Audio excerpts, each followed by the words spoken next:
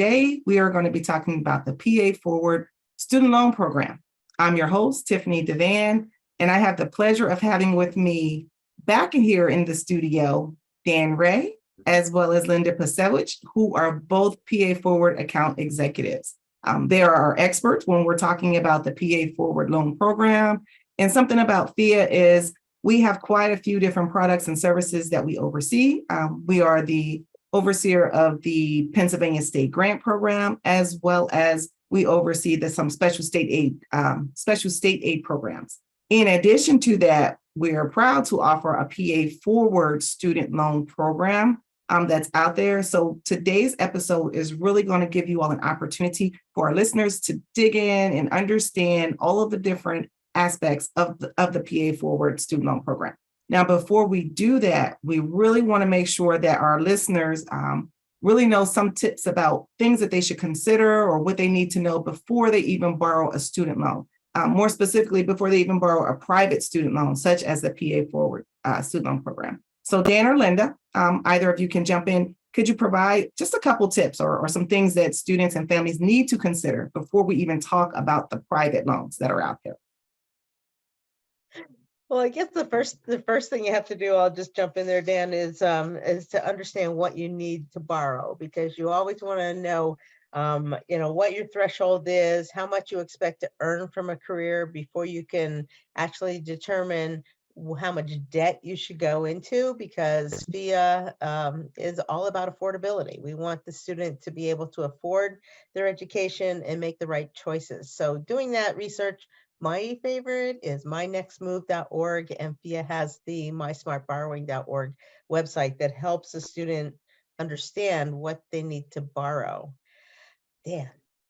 Yep, and what we're always saying to folks is how do you keep that borrowing within reason, and that is to begin at the beginning, which is fill out a FAFSA form, do a state grant form, apply for all the free money that you can get out there, apply for scholarships. If you go to our website, educationplanner.org, you can find a free scholarship search out there. Find all that free money, then you look at your self-help, maybe work study, and maybe PA 529 savings, that sort of a thing. And loans are always the last resort after you've looked for all the best kind of money first.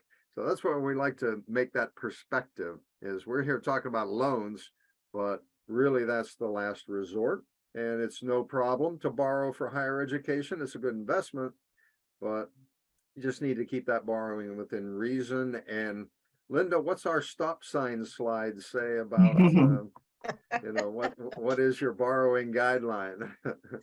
Exactly, and that borrowing guideline is what we always talk about in all of the webinars that Dan and I do.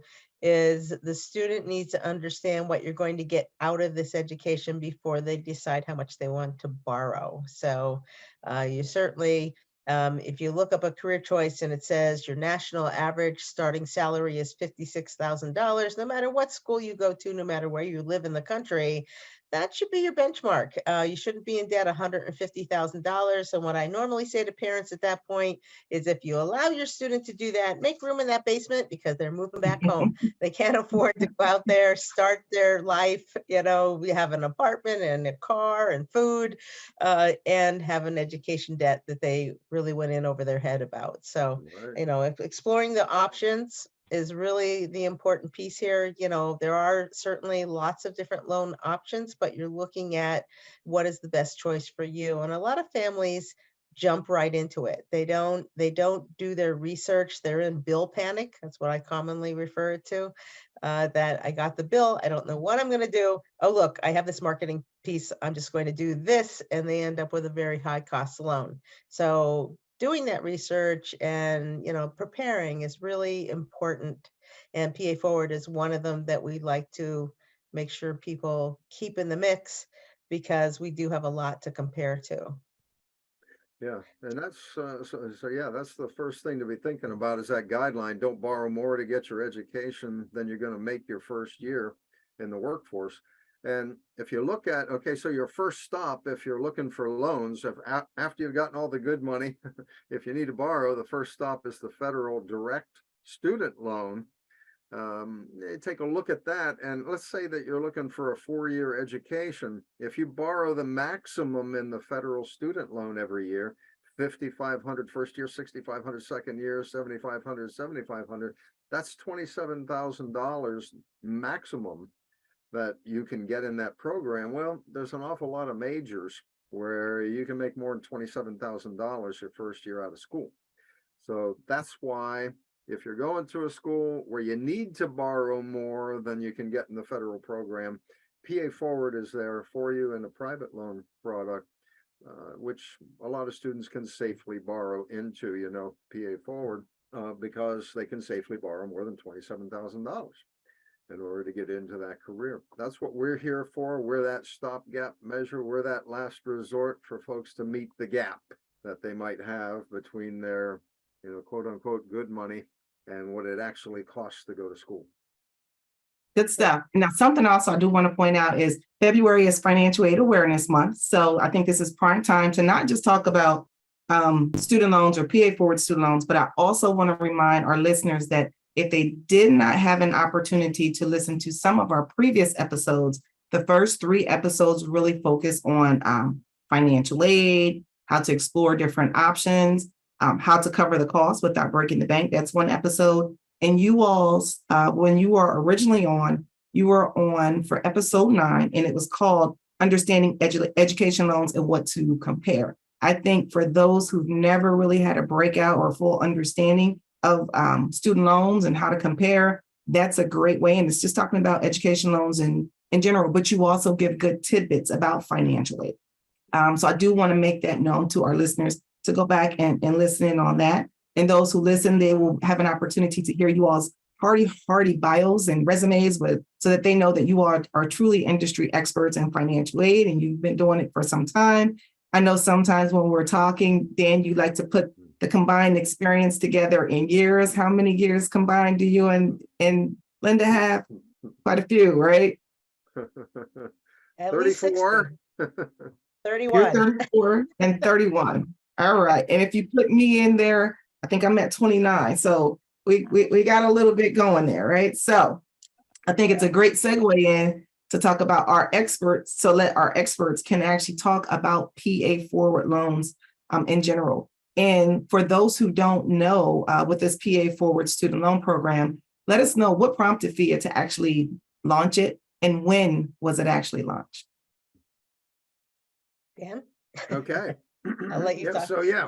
This program, actually, me being an old timer graybeard type of a person, I've been wanting PHEAA to start this program for a long time. There was a time, I don't know, more than a decade ago when PHEAA had, kind of a private loan product, but it was called Keystone Extra, but it wasn't really designed to be out there competing with some of the bigger names in the industry. And I've always wanted, I always thought PHEAA should be in this business because as a state agency with access to funding the way that we have, it would be possible for us to offer a very low cost alternative for people, especially, the purpose of the program is to help out colleges and students and parents with a Pennsylvania nexus. We are PHEAA, we have a Pennsylvania focus.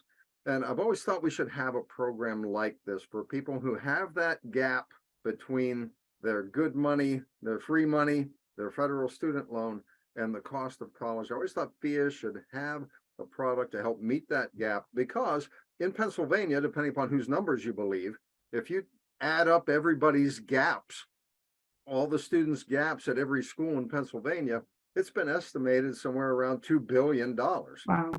And so, the state should be in there helping people meet that gap rather than just saying to everybody, go out there in the marketplace and, hey, if you get a double-digit interest rate, oh, well.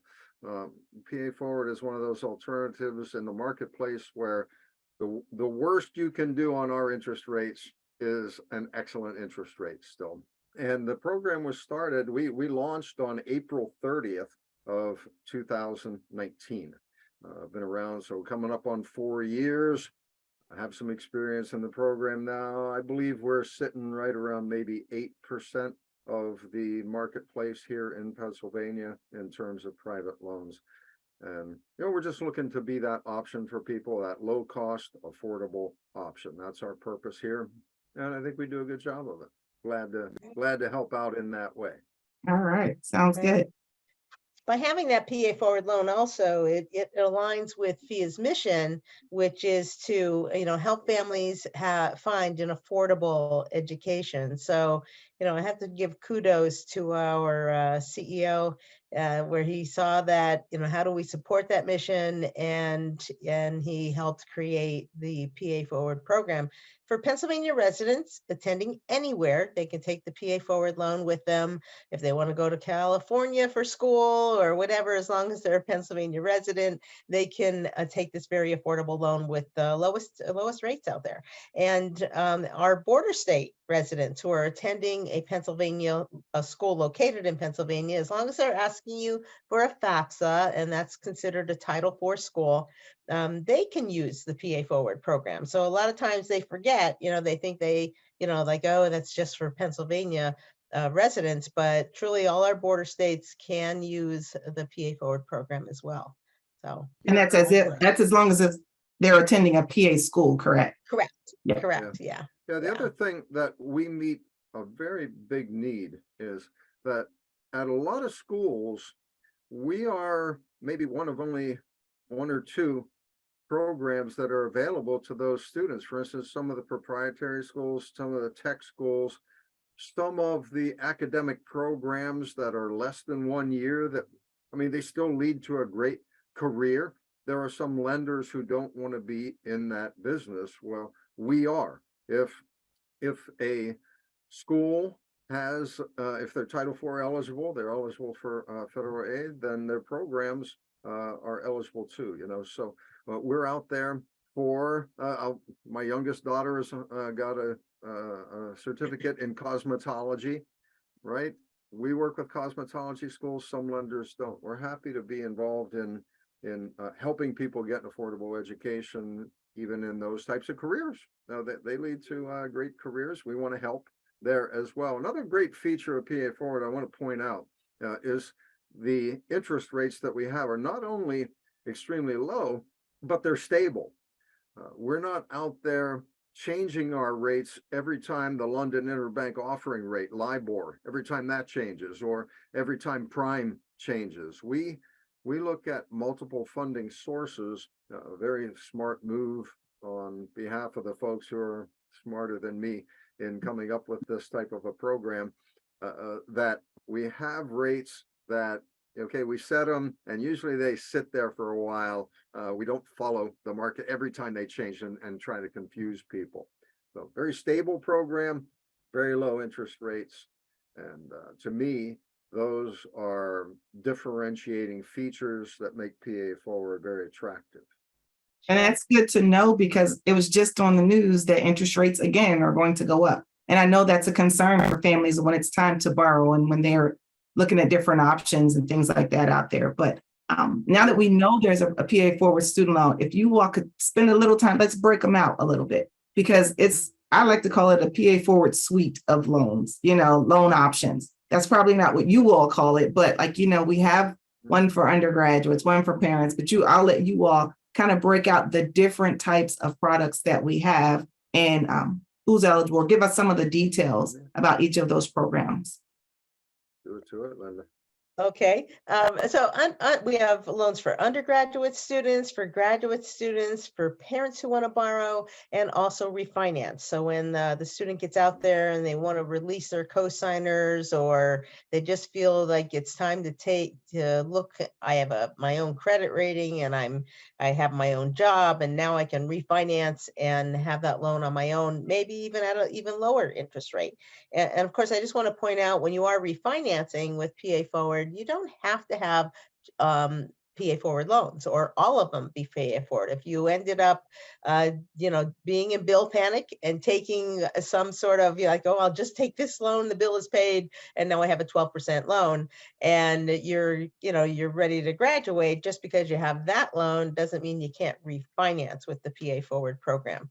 But certainly covers diploma, certificate, bachelor's degrees, and forward, whatever the student is involved with, PA Forward has a product that can help them. And the repayment programs. You want to talk about that, Dan? Can I interrupt just for a couple seconds? Yep. So let's go back to the different products. So if I'm a student, I'm an undergraduate student, or I'm a prospective student ready to go on for my first 4 years of schooling, and I'm not sure if I can get a cosigner, or a cosigner is like, I want to help you, but I don't want to be on the hook. I understand what a cosigner release clause is, but for those who are not certain, they can get a private student loan. And again, this is after exhausting, we're recommending all free financial aid sources first. So if they're just trying to fill that gap after exhausting, as Dan said, the good money, those good resources that are out there. Generally, a lot of those students have not yet established credit on their own, coming straight out of high school. So they may not be able to get the loan as easily, but maybe they have someone who's willing to help, but they don't want to be on the hook all the time. I know a good feature that is a lot of times talked about with parents is a cosigner release clause. So if you can explain a little more in detail to someone who doesn't know what that is, how does that work? Yeah, co-signer, co-applicant, people use different terminology. In the federal PLUS loan program, federal parent loan program, they call it an endorser, but we usually use co-signer, co-applicant in private loan world. And we at PA Forward, we do have a co-signer release option at 48 months of on-time payments. And then you have the option if the student can qualify on their own. So good feature there. As soon as the student can qualify on their own, right, the cosigner just comes off, and you just keep continuing on with, your good interest rate that you have on your loan. I would say these days, probably the most common cosigner release option is people who refinance their loans, right? So they graduate, they get their feet under them financially. Maybe 1 or 2 years is all it takes to develop maybe 2 or 3 credit lines. And now you have a good credit history, good credit score. And maybe before 4 years is up and you would have qualified for cosigner release, maybe before then you can qualify for a refinance loan, and that gets rid of the cosigner too. So, I mean, really kind of 2 options there for a cosigner to come off of the loan.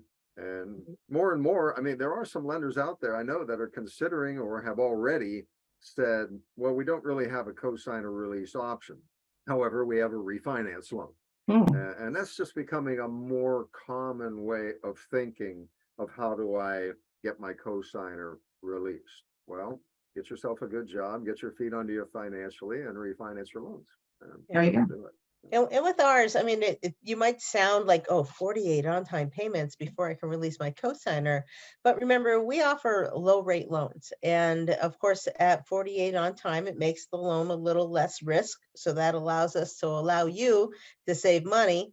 And that's realistic, because even if you didn't go the refinance route, at 48 months, you should have a job by then. And, people that offer, or entities that offer a lower month, I mean, it sounds great, but you have to meet all those criteria. So, we're realistic. We're trying to, make it attainable for the borrowers. And so that's why we, make those parameters to help them. But a cosigner can be anybody. Then, unlike the federal PLUS loan that you have to be a biological parent or an adoptive parent, step parent, you can have your cosigner be anyone who would like to support you, support the student through that program. So it's a nice feature. Yeah, I would point out real quick that the cosigner has to meet the same residency requirements as the borrower. So they have to be either a resident of Pennsylvania or one of our border states. Good to know. And then also, what about loan limits? How much can a student borrow? Mhm. Well, Uh, go ahead, Dan. Go ahead. No, that's all right. Undergrad would be 150,000 maximum aggregate. Graduate student would be 300,000 maximum aggregate. But of course, with each loan, these loans have to be certified by the financial aid office at the college or university where the student is attending. And the college or university is going to do this equation. They're going to look at their sticker price minus your other financial aid. And then they're going to look at your requested amount, and they're going to look at that difference between sticker price minus your other financial aid, and they're going to certify the lesser of the two. That's how the school is going to calculate that eligibility. However, if you're at an expensive school where you have a whole lot of gap there, we are going to be limiting you not on an annual basis. On an annual basis, the limit is sticker price minus other financial aid, but on an aggregate basis, undergrad 150,000, graduate 300,000. Parents, be careful. Parents, you have a stop sign too. Parents don't borrow more than your current salary to get all of your kids through school. One other difference, Linda brought it up there a little bit earlier, is that with our quote unquote parent loan, it's not as stringent on who can be that borrower. With Federal Plus loan, it's biological, it is adoptive or step parent who's married to the custodial parent. With PA Forward, as with some other private loan products out there in the world, parent is actually anybody who's responsible for the student, aunt, uncle, grandparent, guardian, whatever. But I think the original question somebody asked me was repayment plans. And so that that would be for our student loans, there's 4 repayment options. You can defer everything, no payments whatsoever until 6 months after graduation, kind of like mirroring the federal student loan. You have that option to defer everything until not only graduation, but then you have that 6-month grace period. Give you time to get a job, get your feet under you. Or you can do what we call partial interest, which is really the minimum that I would recommend. It's $25 a month. Just get in the habit of knowing that you have a loan and you're paying on it a little bit every month. At least you're paying something toward, maybe knocking the interest down at least. Then you have the option of doing interest only, or you can start paying immediately. And one of the beauties of PA Forward, I love it. We're going to give you an awesome financial literacy lesson as you apply for the loan. When you're applying for the loan, we're going to lay out for you a big chart that says, if you pick this option, no payments at all till after 6 months after graduation, or immediate repayment, for every possible option, we're going to show you, here's what your interest rate is, here's what your monthly payment is, here's what the total amount is that you're going to pay over the life of the loan. So we're going to lay it out for you. And that's a nice incentive, I think, for a student who's never borrowed money before to get in the habit of starting to pay as much as you can while you're still in school, because the more you pay up front, the less you're going to pay in the end, generally speaking. Right. And they can choose a 5, 10, or 15-year term with those choices. And so we like to make sure they're knowledgeable about those choices. And so that's why we give them that pop-up box that shows them every scenario.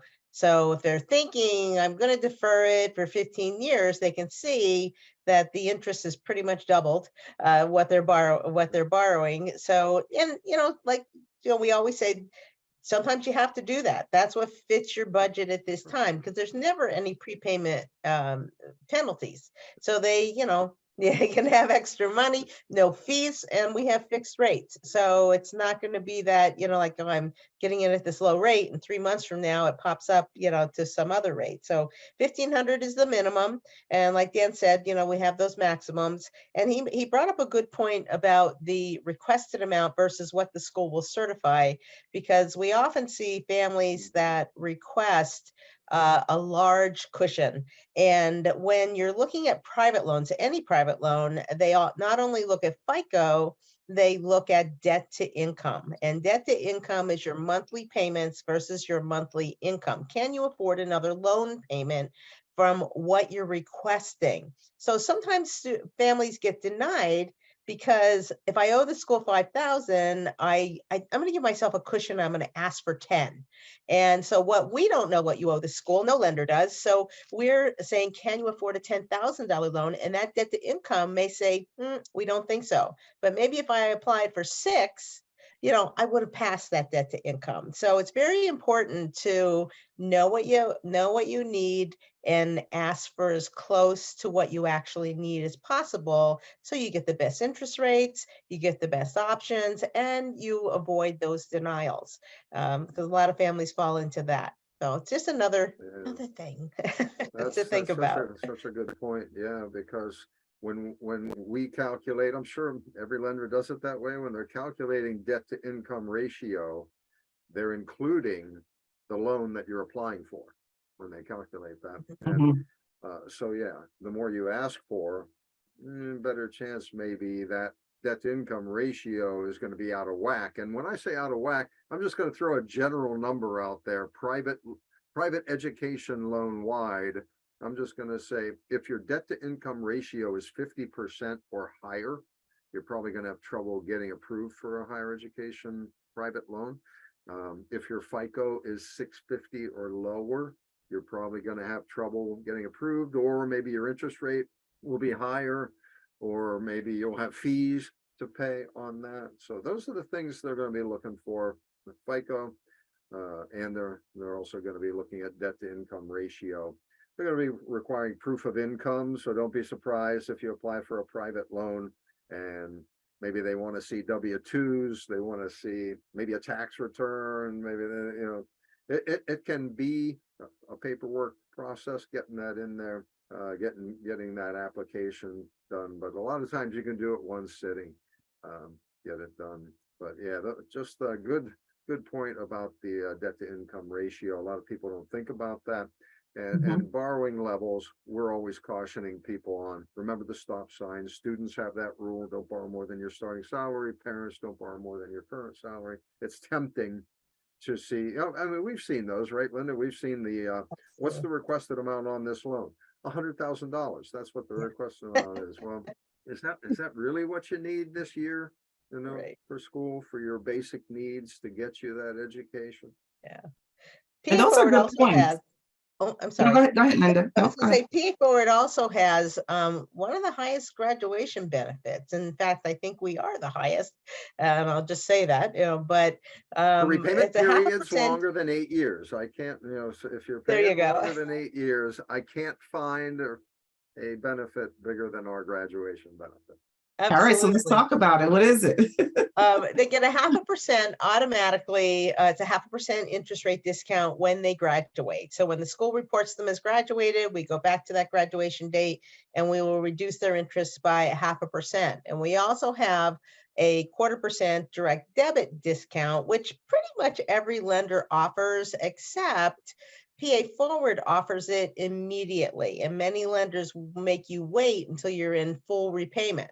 So that means we see, because of our low rates, many borrowers that choose the PA Forward loan do choose $25 or interest only. Because remember, we're giving them that table to say, gee, if I pay $25, I'm really paying a lot less interest. And I think I can do that. But when they do that, they can also sign up for a 0.5% interest rate discount, or the 0.25%, sorry, 25.25% interest rate, which starts the savings much earlier and again helps them with their debt management because they're paying against their loans. So we have great benefits, low rates. You can't go wrong in comparing the PA Forward program when you are doing your research, and doing that research and understanding it is really the key. Our credit checks right now are good for 120 days. We're looking at 180.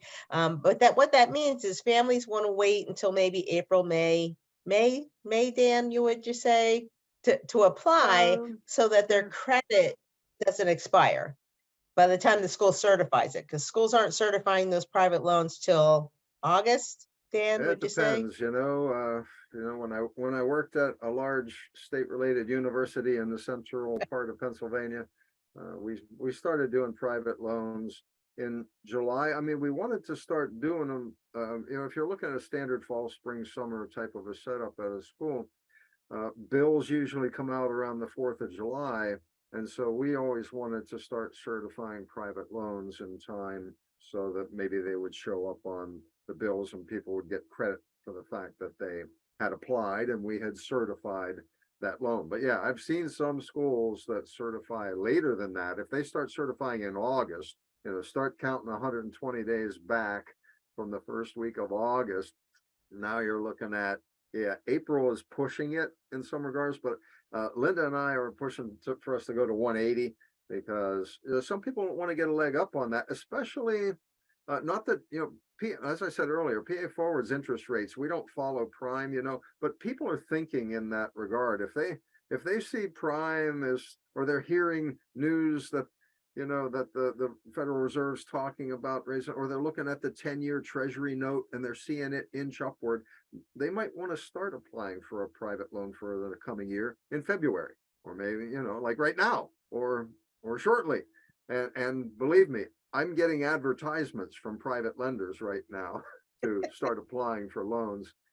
So that's why we're hoping we can move to 180 days and people can start applying in February, March safely. But for right now, I'd say, April 15th, maybe at the earliest, apply for a PA Forward loan, and that'll make sure your credit is still good when the school is going to certify. I'm glad you mentioned that because I was actually going to ask you when you thought the prime time was for students and parents to actually apply for a private student loan. We know October kicks off FAFSA completion month, so they're doing their FAFSA, the state grants, they're looking for the scholarships. But a common question I always get from parents, at what point do I apply for the student loan? So around April, from what you're saying, is a good time. Yeah. To ensure that everything gets done in a timely manner and, they don't have to reapply, because the problem is once your credit expires, if it's expired before the school's ready to certify that loan, you have to reapply again because they want to run credit and make sure you can still afford it. So, just timing it out is a good research. Yeah, that financial aid cycle can be stressful, right? It can be extremely, as a parent, it looks different.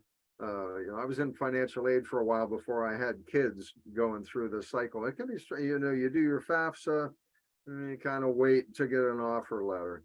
You get an offer letter, and then you kind of have to wait to apply for your federal student loan. And then when do I apply for my private loan? And in the meantime, you're calculating, how am I going to meet the gap? Can we afford this? Do we need to look at a different school? It can be very stressful. And we try to take some of the stress out of that whole situation by keeping our interest rates fairly stable. And that they're going to be good interest rates no matter when you apply. But yeah, I'd rather, as a parent, as a student, I'd rather apply in April or so, knowing that I'm going to have to wait until the school is certifies in July. I'd rather do it that way. I got everything done I need to do.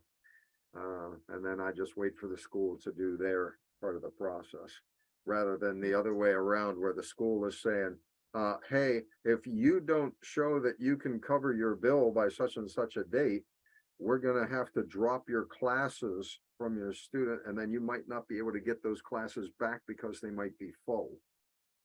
Which we do not want. A lot of times we'll get those calls. Hey, this is where we're at. We need something really quick, really fast. We're in jeopardy of losing. And it also happens sometimes for the second semester. There was a bill that was outstanding. So now they have to hurry up, and they weren't expecting it. Scholarship didn't come through. And there's that funding that's out there and they can't register for the next class. So I hear that as well. Again, PA Forward could still be an option to get all of that taken care of. Yeah, well, we'll cover the PA Forward covers past due balances. So if a student does incur some extra debt while they're in that spring semester, and you always want to look at borrowing for the full year, just like federal loans, consider what I need for the full year. The school takes it in 2 disbursements, just like the federal loans, spring and then fall. or fall and then spring. But if they do incur some debts in between, and now it's like, oh my gosh, what do I do? PA Forward will cover that. So we don't have no enrollment criteria like other lenders. So sometimes if you owe a balance in fall, you can't register for spring until you address that balance. So you're not considered enrolled. And that's where PA Forward can help you. And then if you're ready to graduate, I can't get my diploma because I still owe a balance. PA Forward can also help with that as well. And we want the student to absolutely pass their classes so they can benefit from their education. But we don't have that criteria. That's up to the school to decide, because we don't know the students as well as the school. So it'll help them there. Right. Yeah. So we're here to help And everyone. I think that's a unique feature. Not as many lenders that I'm aware of and doing research offer that part where you can go and take care of that outstanding balance, so that they can then start fresh for the next semester. So I think that's another good feature of PA Forward Loan that I don't see with every other private lender that is out there. Yeah, Linda and I, with all the experience that we've had now, a lot of our experience, I've followed Linda around for many, many years, from employer to employer doing education loans. And, you know, we've just seen what are the best features of a private education loan program. We've been doing this for a long time, and without breaking our arms off to pat ourselves on the back too much, to PHEAA's credit, they listened to us, and we feel like we've put together the kind of a loan program. I mean, it's still a loan, it's still credit tested and all that, but it's about the best that you can get out there with in terms of features. We feel like we've put together an awesome loan program here. So let's recap that. So from what I'm gathering, PA Forward and some of the things that we have, make sure I have it right, you all. Number one, it's a fixed interest rate. Not all private loans come with fixed interest rate. Pretty competitive, low, what many will call affordable rates that are out there. We have the graduation discount. You also have the possible, if you're making your payments, so they could get up to, I believe it's 0.75% if they have the graduation rate, plus the 0.25 for the automatic withdrawal. So that's another benefit that's up there. If they combine the two, you know, that's a really great thing for them. Flexible repayment options and terms is what I heard. One thing we didn't talk about is also some of the, you know, this PA Forward programs. It helps to support some of the funding or to help us continue on with the programs for Pennsylvania State Grant.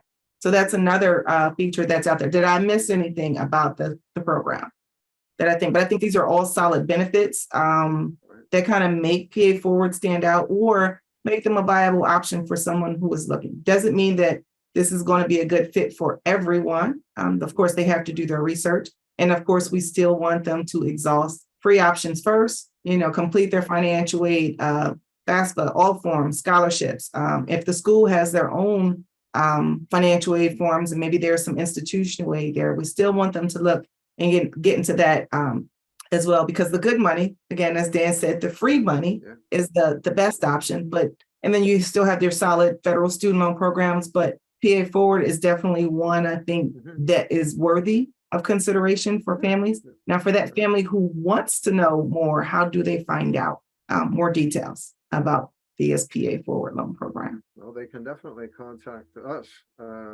anytime. How do we get our contact information out there? Linda and I always are working with students and parents. So we also have, naturally, you can go to PHEAA.org, and one of your first options when you get to PHEAA.org is to click on the PA Forward program, and you can learn everything you need to know out there.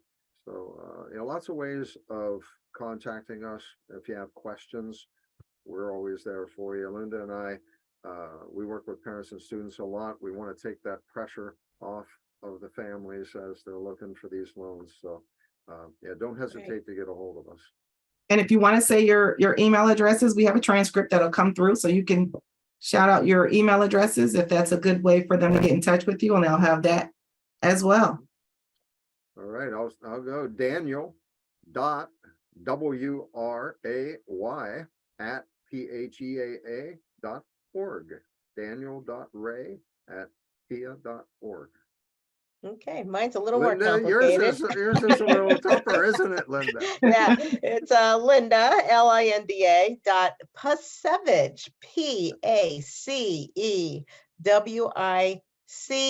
PACEWICZ at PHEAA.org. You can also join us on the webinars. I know Tiffany's group also does webinars at PHEAA.org/virtual. And Dan and I do different public service webinars on different topics that also has our contact information in. So that's another way to keep us in your mix. Yeah, Tiff, And you have touched some on coming something up. real quick. You Go ahead. touched on something real quick. Now, a lot of people don't know PHEAA is a self-funded state agency and through our lines of business, and PA Forward is just one of the lines of business of PHEAA that enables us to not only keep our own lights on and our own plumbing running and all that, but also, the money that the revenue that comes in, we're able to put that towards supporting public service initiatives, and we've put in more than $1 billion over the last decade. Makes us a very different type of a state agency. Right. Very impressive. Any other last words from either of you two that you wanted to share before we wrap up? The only thing I would share is when you are looking at for private loans, don't get into bill panic and just use whatever piece of mail you received that day and every day that week. Do your research and see what's best for you, where you can find the more affordable rates, and keep PA Forward in the mix. Exactly. Right, That's Sounds usually good. how we end our discussions is just keep us as one of your options, because for a lot of folks, we're going to be the best option. Sounds good. So again, Dan and Linda, thanks for joining me on the Higher Education Access Corner. It's always a pleasure. And of course, come back anytime. In the meantime, for our listeners, you can catch Dan and Linda, as I said, on some of their webinars. If you go to PHEAA's website, register. You all have two or three coming up in February, right? Next dates are February 7th.